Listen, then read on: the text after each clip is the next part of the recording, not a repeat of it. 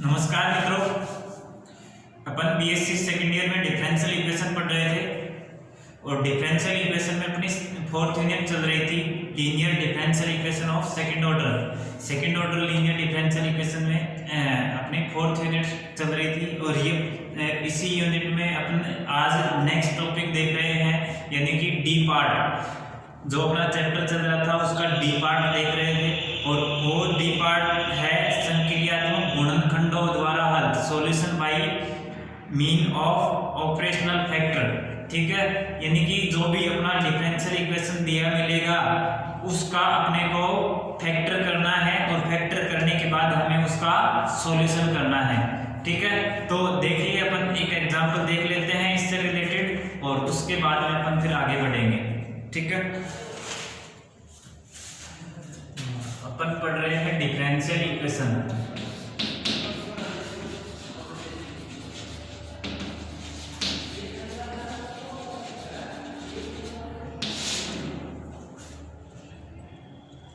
Example number 2 है, हल कीजिए। और ये कह रहा है x d2y dx2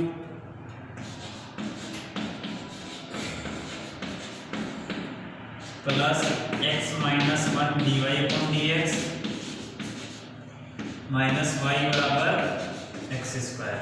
ठीक है, x d2y/dx2 plus x minus 1 dy/dx minus y बराबर x स्क्वायर। ठीक है, तो इसका हल है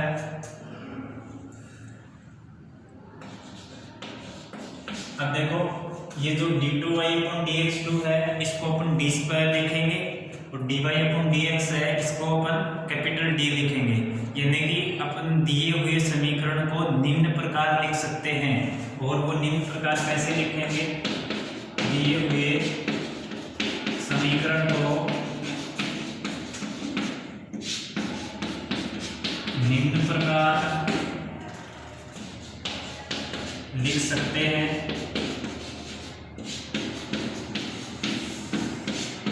और वो कैसे लिखेंगे? डी स्क्वायर y/dx स्क्वायर की जगह कैपिटल D स्क्वायर, dy/dx की जगह कैपिटल D और y की जगह सीधा सिंपल 1, y इंटू की जगह सीधा सिंपल 1।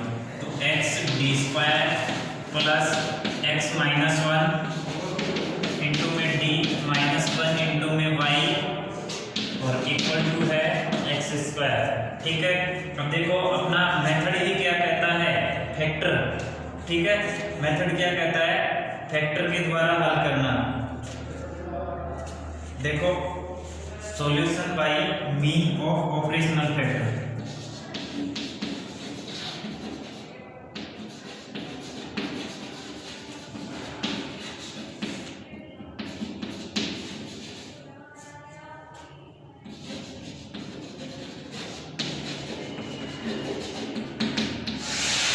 ये अपना नेक्स्ट जो एक्सरसाइज है उसका टॉपिक है ऑपरेशनल फैक्टर। अब देखो इन पे ऑपरेशन लगाओ और फैक्टर करो। फैक्टर करने के बाद उसको अपन कोई नया वो लिखेंगे। ठीक है, अब देखो यहाँ देखो x d square plus x d minus का d और माइनस का 1 इंटू में y बराबर x स्क्वायर।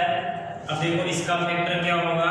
मैं इधर से x d कॉमन ले लूं तो x d कॉमन लूंगा तो यहाँ से तो बचेगा d, x d कॉमन ले लिया तो यहाँ तो बच गया d plus x d common ले लिया तो यहाँ 1 बच गया। इधर से माइनस 1 कॉमन ले लूं तो इधर से d प्लस 1 बच गया और y बराबर x square.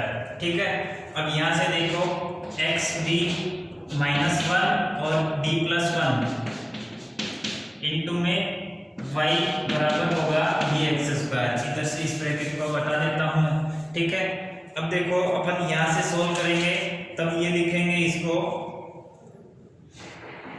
d plus 1y। ये जो है ना d प्लस 1 इंटू y बराबर v लिख लेता हूँ मैं। तो यहाँ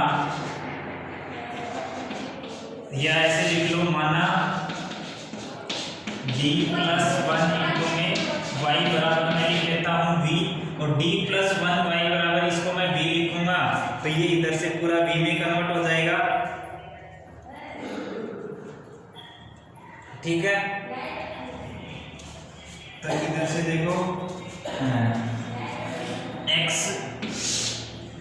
इसको मैं लिख रहा हूं x d माइनस 1 इंटू में इस पूरे को लिख रहा हूं v equal to x square, यानी कि x dv माइनस का v बराबर एक्स स्क्वायर, और ये क्या बन गया x d की जगह dy dv अपॉन dx और माइनस का v और बराबर एक्स स्क्वायर, x से भाग देंगे तो ये dv अपॉन dx माइनस का v अपॉन x और बराबर एक्स स्क्वायर।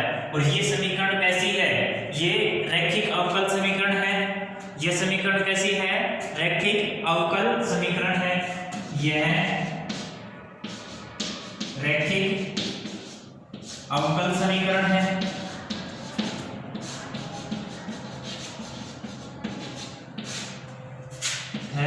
अतः इंटीग्रेटिंग फैक्टर समाकलन गुणक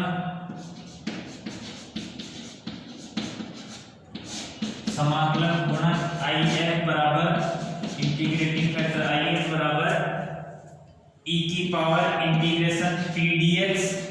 ठीक है, यहाँ p बराबर तो है माइनस का 1 अपॉन x और q बराबर है एक्स स्क्वायर।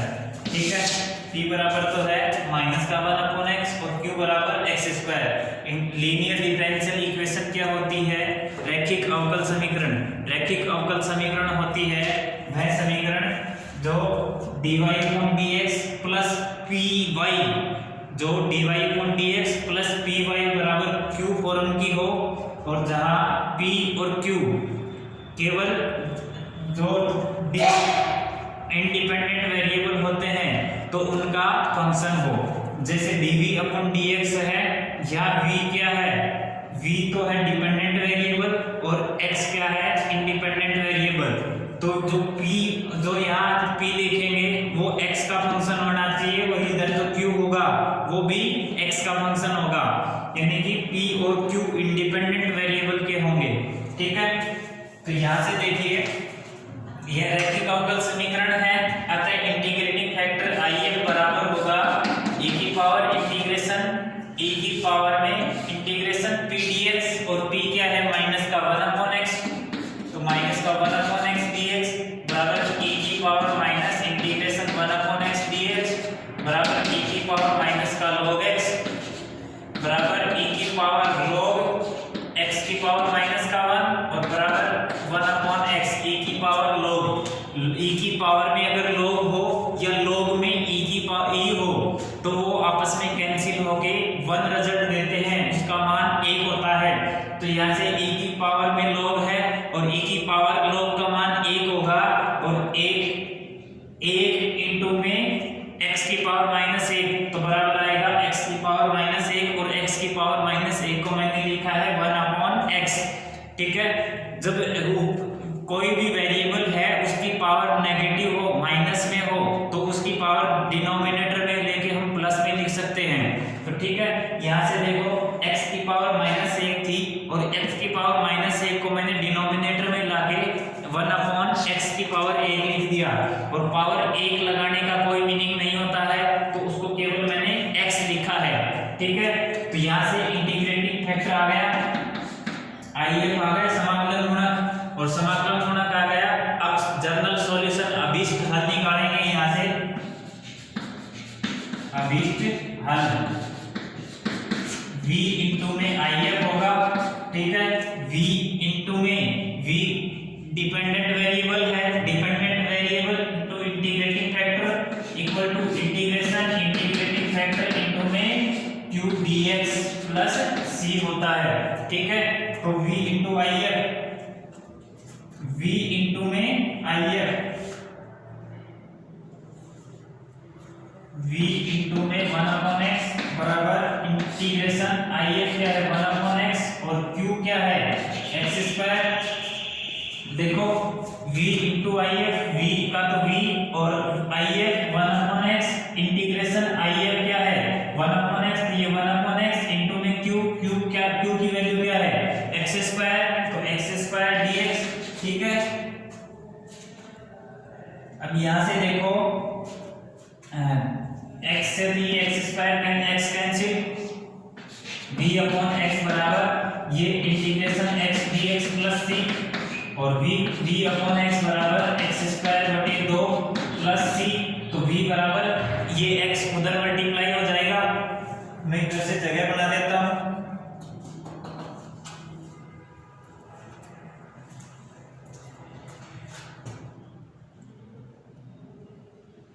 एक सेकेंड। q की वैल्यू क्या आएगी, ये x स्क्वायर में x डिवाइड होगा तो केवल x आएगा और यहाँ केवल x बचेगा और ये x खत्म हो जाएगा और यहाँ केवल 1 बचेगा और ये 1 का इंटीग्रेशन x रहेगा। ठीक है,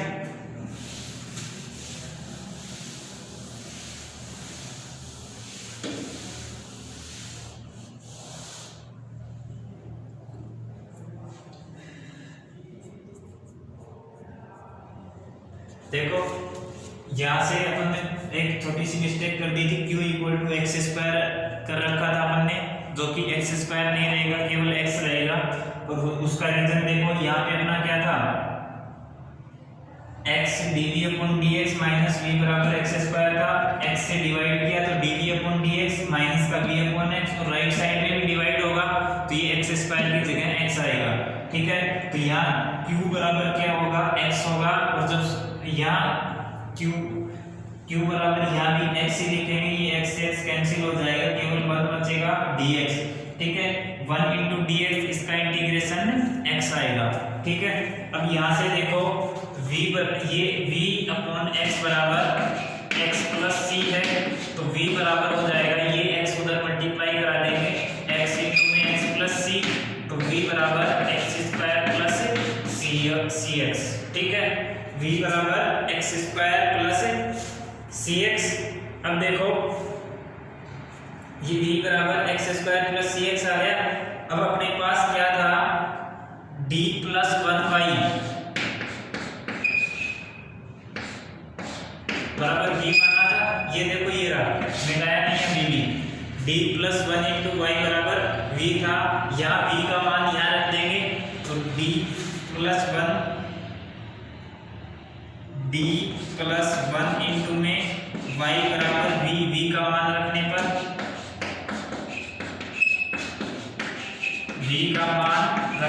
और v का मान रखेंगे तो d प्लस 1 y बराबर x square plus C x. ठीक है, और इसको क्या लिख सकते हैं, d को क्या लिख सकते हैं, dy अपॉन dx।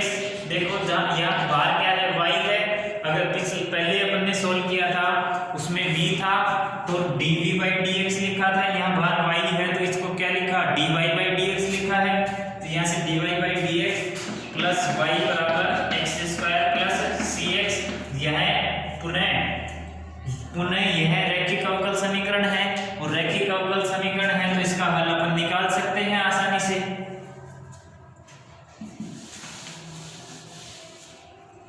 यह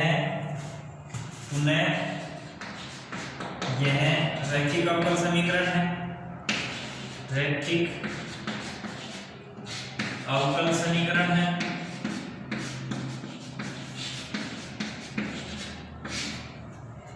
पुनः यह रैखिक अवकल समीकरण है, अतः समाकलन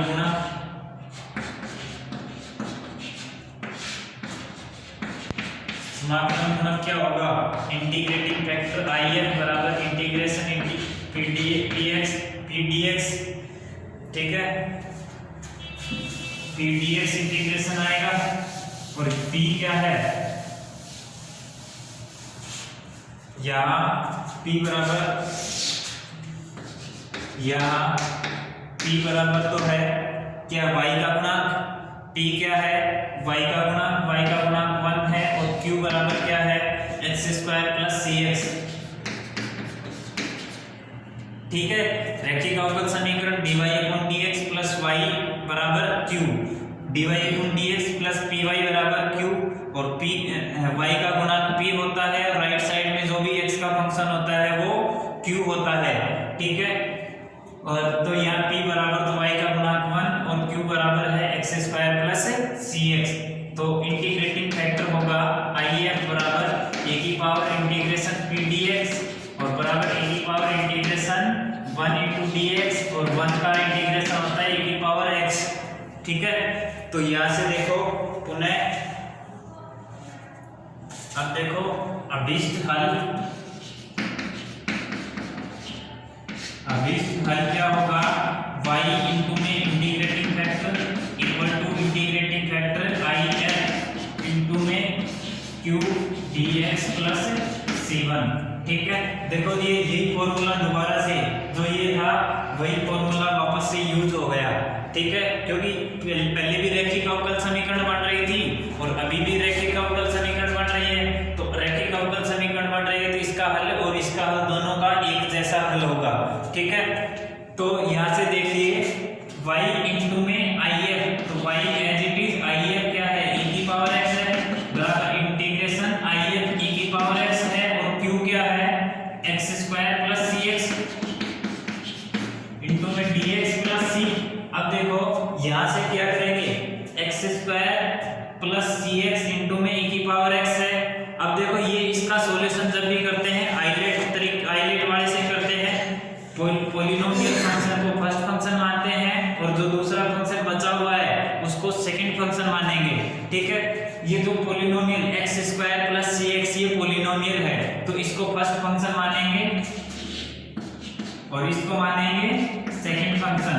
तो first function as it is x square plus cx as it is integration e की power x dx minus first function का derivative d upon dx into x square plus cx। First function क्या है x square plus cx है तो इसका derivative और integration e की power x dx और इस पूरे का dx इंटीग्रेशन, ठीक है। अब बराबर आएगा x square plus cx as it is और e की पावर x का इंटीग्रेशन e की पावर x प्लस माइनस आएगा ये माइनस इंटीग्रेशन ये देखो derivative of x square plus cx, x square का तो 2x तो 2x प्लस c, ठीक है, इनटू में ये e की पावर x का इंटीग्रेशन होगा e की पावर x dx। अब देखो ये वापस से फर्स्ट फंक्शन और सेकंड फंक्शन से करना पड़ेगा, ठीक है। ये वापस से इसको फर्स्ट फंक्शन मानना पड़ेगा और इसको सेकंड फंक्शन मानना पड़ेगा। First as it is second का इंटीग्रेशन तो ये x square plus cx as it is और इनटू में e की power x minus first function as it is 2x plus c into में e की पावर x का integration minus integration d upon dx into में 2x plus c integration e की power x dx और पूरे का integration, ठीक है। मैं इधर से मिटा देता हूं।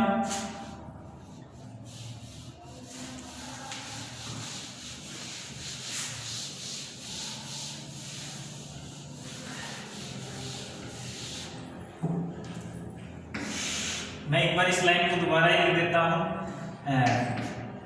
x square plus cx into में e की power x minus 2x plus c integration e की पावर x dx, ठीक है, और minus integration d upon dx into में 2x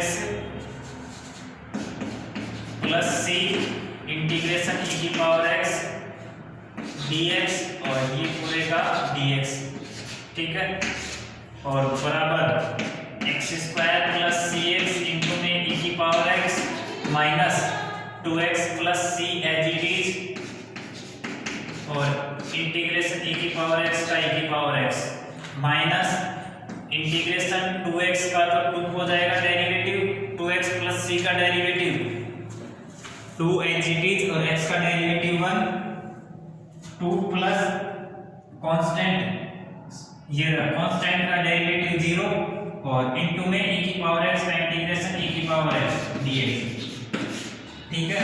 तो x square plus C x ई की पावर एक्स माइनस, अब देखो ये 2x प्लस सी ई की पावर एक्स और माइनस माइनस ये हो गया प्लस 2 और ई की पावर एक्स का ई की पावर एक्स प्लस c1, ठीक है। अब चाहो तो ई की पावर एक्स कॉमन ले लो और इधर लेफ्ट साइड में अपना क्या था, ये क्या चल रहा था y इंटू में e की पावर x, y इंटू में e की पावर x के बराबर चल रहा था ये e की पावर x कॉमन ले भाग दे दो दोनों तरफ, भाग नहीं देती इधर से तो y आएगा x स्क्वायर प्लस cx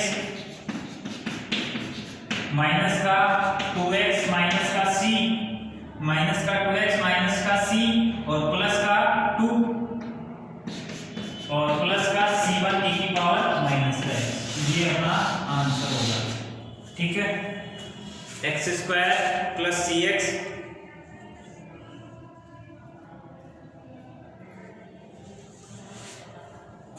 देखो अपने आंसर में थोड़ा सा चेंज करके लिख रखा है, अपन वो चेंज करके निकाल लेते हैं।